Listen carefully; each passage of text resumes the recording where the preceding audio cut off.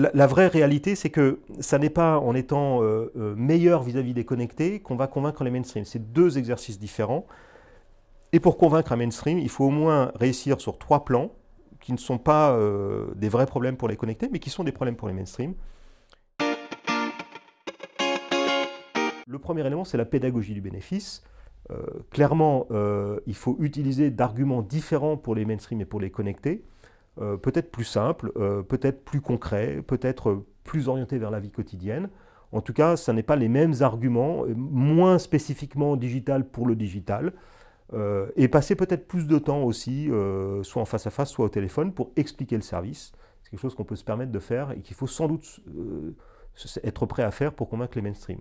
La pédagogie du bénéfice est très importante.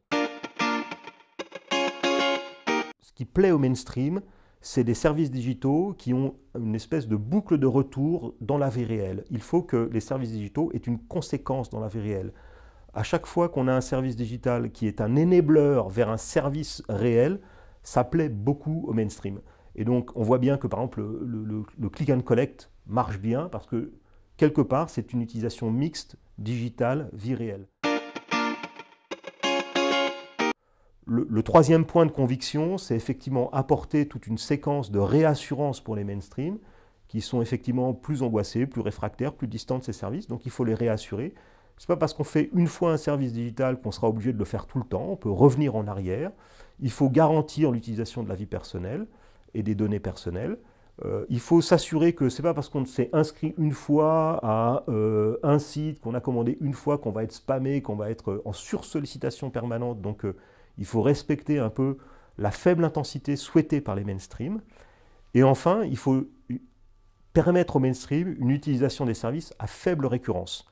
Ça pose la question notamment des fameux espaces clients avec login et mot de passe qui sont des véritables barrières à l'utilisation pour les mainstream qui, évidemment, quand ils y vont que tous les 3 mois ou tous les 6 mois, oublient leur mot de passe et cette simple difficulté du mot de passe, aisément surmontée par les connectés, fait au final que les mainstream n'utilisent pas les services et notamment les fameux espaces clients.